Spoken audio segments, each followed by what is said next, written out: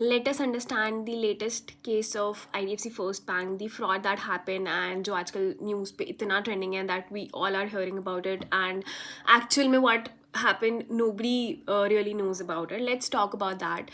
सो ये कोई normal bank issue नहीं था, ये एक ऐसा स्कैम था जो सिर्फ एक रूटीन काम के टाइम पे पकड़ा गया. हरियाणा गवर्नमेंट ने IDFC बैंक को बोला उनका एक गवर्नमेंट अकाउंट क्लोज करना है और जो भी पैसा बचा उस अकाउंट में उनको दूसरे अकाउंट में ट्रांसफ़र करवाना है. ये बिल्कुल नॉर्मल रिक्वेस्ट होती है, लाइक रोज़ की ट्रांजैक्शंस की तरह. इसमें कुछ भी अनयूजुअल नहीं था, कुछ भी सस्पिशियस नहीं था. Just imagine like we normal people we go to a bank and say just close our account and we need to transfer this money. Normally that happen. लेकिन जब बैंक ने अकाउंट का बैलेंस बताया तब shock लगा. Government के records के हिसाब से उसमें बहुत ज़्यादा पैसा होना चाहिए था, लेकिन बैंक के सिस्टम में काफ़ी कम अमाउंट दिख रही थी.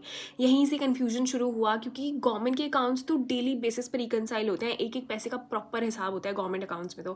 तो जब तक इसको देखा गया, जब इस डिफरेंस को सीरियसली चेक किया गया और पुराने ट्रांजैक्शंस देखे गए, तब धीरे धीरे क्लियर हुआ कि एक अकाउंट नहीं, मल्टीपल गवर्नमेंट अकाउंट्स से पैसा निकाला जा चुका है.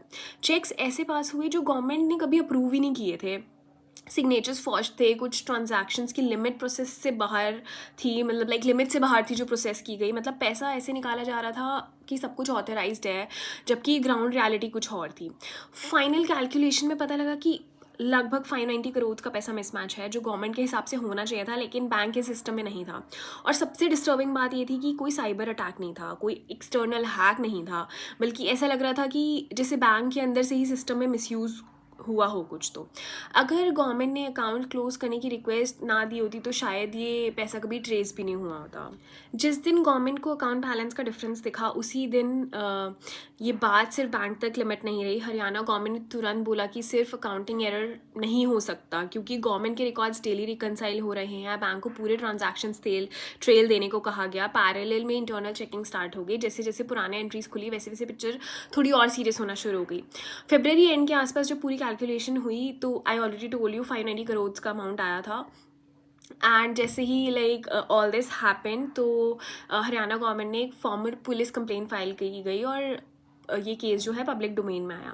इन्वेस्टिगेशन आगे बढ़ी तब पता चला कि चेक्स और ट्रांसफर्स के थ्रू ये पैसा निकाला गया था. उसमें अप्रूवल, सिग्नेचर जेन्युइन नहीं थे. कुछ डॉक्यूमेंट्स ऐसे थे जो नॉर्मली गवर्नमेंट प्रोसेस में लाती ही नहीं है. जैसे ही न्यूज़ बाहर आई, मार्केट रिएक्शन तुरंत दिखा. बैंक के शेयर्स गिरने लगे. हरियाणा गवर्नमेंट ने बैंक के साथ अपना लाइक जो भी बिजनेस था, टाई अप था, सब काम रोक दिया. ये मैसेज क्लियर था कि जब तक इन्वेस्टिगेशन कंप्लीट नहीं होती ट्रस्ट रिस्टोर तो नहीं होगा डेफिनेटली. जैसे ही ये केस ऑफिशियली रजिस्टर हुआ, इन्वेस्टिगेशन एजेंसीज ने पहले उन लोगों पर फोकस किया जिनके बिना ये ट्रांजैक्शंस पॉसिबल ही नहीं थी. इंक्वायरी में सामने आया कि ये IDFC फर्स्ट बैंक के चंडीगढ़ ब्रांच के कुछ फॉर्मर एम्प्लॉयज़ का डायरेक्टली इन्वॉल्वमेंट था इसमें, because all this happened in IDFC first bank Chandigarh branch.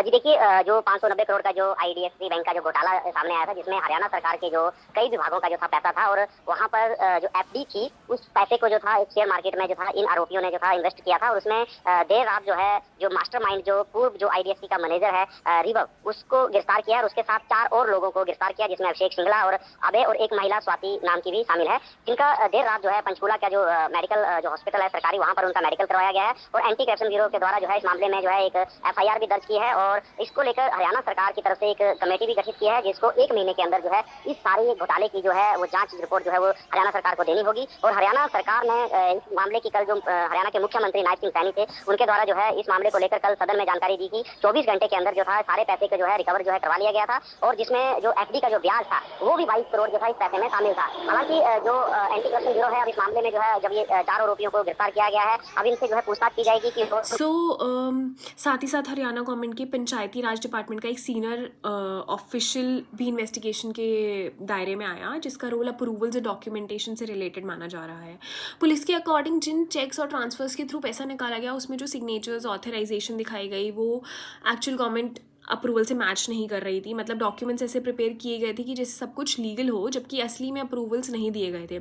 यहीं से क्लियर हुआ कि सिर्फ 1-2 लोगों का ये काम नहीं है, बल्कि कोऑर्डिनेटेड प्लानिंग है जिसके थ्रू ये पूरा फ्रॉड किया गया है. इस केस में कुछ प्राइवेट लोगों और एंटिटीज़ के नाम भी इन्वेस्टिगेशन में आए, जिन्हें लाइक इस पैसे के मूवमेंट का डायरेक्ट बेनिफिट मिला. एजेंसीज अभी भी ये ट्रेस कर रही हैं कि ये पैसे एग्जैक्टली कहाँ गया और फाइनल बेनिफिशियरी कौन थे. सो फॉर नाउ इसी प्रोसेस के तहत KPMG को एक स्पेशल फोरेंसिक ऑडिट असाइन किया गया है. इस ऑडिट का पर्पस सिर्फ यही देखना नहीं है कि पैसे कैसे निकला, बल्कि ये समझना है कि इंटरनल सिस्टम्स कहाँ फेल हुए, चेक और अप्रूवल इतने टाइम तक फेल कैसे होता रहा, किसी को पता क्यों नहीं चला। अभी करंट स्टेटस ये है कि बैंक के अकॉर्डिंग गवर्नमेंट का मेजर अमाउंट इंटरेस्ट के साथ वापस कर दिया गया है, लेकिन इन्वेस्टिगेशन अभी भी कंप्लीट नहीं हुई, सब कुछ अभी चल रहा है, इन प्रोसेस है, because recently it happen like few weeks before only. Police और विजिलेंस एजेंसीज पैरेलली अपनी इंक्वायरी तो चला ही रहे हैं, फॉरेंसिक ऑडिट भी चल रहा है, फाइंडिंग्स चल रही है, लाइक नेम, रिस्पॉन्सिबिलिटीज़ की एक्चुअली कैसे हुआ, क्यों हुआ, वट एवर हैपन, तो पूरा सब कुछ ट्रेस किया जा रहा है। ये केस सिर्फ पैसे मिसमैच का इशू नहीं लग रहा, बल्कि एक एग्जाम्पल बन चुका है कि अगर बैंक और गवर्नमेंट सिस्टम्स के बीच थोड़ा बहुत भी कोऑर्डिनेशन या कंट्रोल्स वीक हो जाए तो इतना बड़ा अमाउंट क्वाइटली सिस्टम से निकाला जा सकता है और किसी को पता भी नहीं चला। Like this only came forward जब वो पैसा अकाउंट क्लोजर की बात है, otherwise we wouldn't know what is happening inside the bank. Obviously जब ये इमिडिएटली बाहर आया, लोगों में थोड़ा सा पैनिक बढ़ा कि लेट्स लाइक बैंक डूब जाएगा, पैसा बाहर निकाल लेते हैं, ऑल दिस हैपन, बट अभी वो सब इतना मेजर नहीं है। बैंक ने कमिट किया है कि like they are returning the money to the government, but ultimately if we see on a bigger picture, this is something जो हमारे सामने आ गया, okay, but what actually there might be a lot of cases out there जो हमें पता भी नहीं है डीप डाउन बैंक में चल क्या रहा है, और it's a lot more than that.